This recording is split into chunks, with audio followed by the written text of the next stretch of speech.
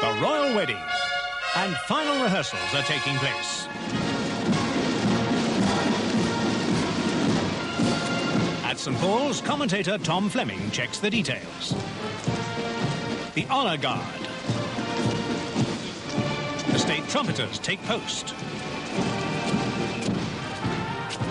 Officials anxiously make sure all is well for the great day. The Queen's carriage procession arrives. In the master control vehicle with its vast array of monitors, the producer finalises yet more detail. Counting 7, 8. You would remind me how many bars there are when we get this, because my memory goes between you saying how many bars and when you're actually counting.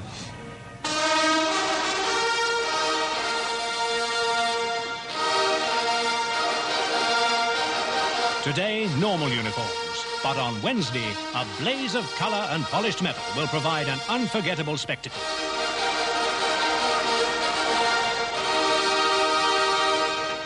As the excitement mounts on the wedding eve at 6 o'clock, BBC One will show a special interview with the Prince and his bride-to-be.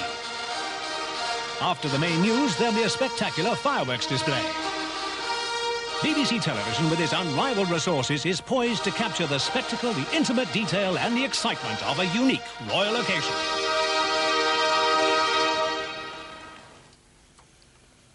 We're pleased to say that from now, copies of the Radio Times Royal Wedding Souvenir issue, which includes details of all BBC programmes, are available in the Midlands and the Greater London area, in addition to Northern Ireland, Scotland and the north of England.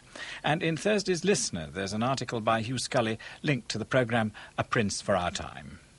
After John Craven's news round. The royal wedding, with just hours to go, the crowds of well-wishers grow.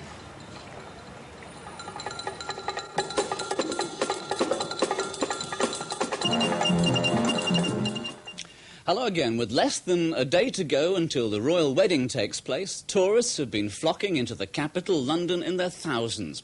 More than 4,000 coaches and 250,000 extra people are expected to arrive in the city this evening.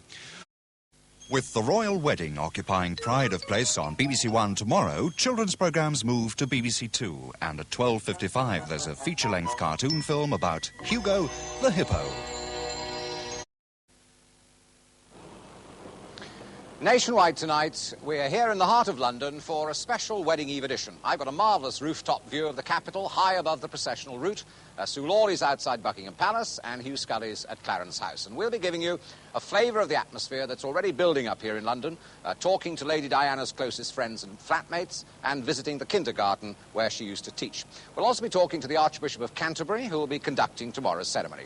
And we're also looking ahead to the biggest wedding tribute of them all. That's that chain of beacons which will be lit tonight across the United Kingdom. And before we get underway, you can see that much-awaited interview with Prince Charles and Lady Diana.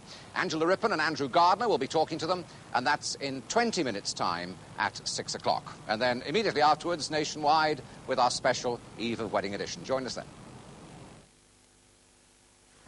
Well, Look North tonight is at 6:15. And now, the evening news on BBC One with Jan Leeming.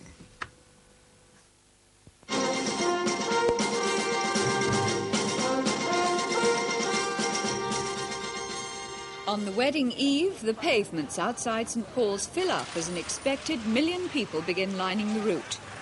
For Lady Diana, it's a day free of public engagements to complete her own preparations.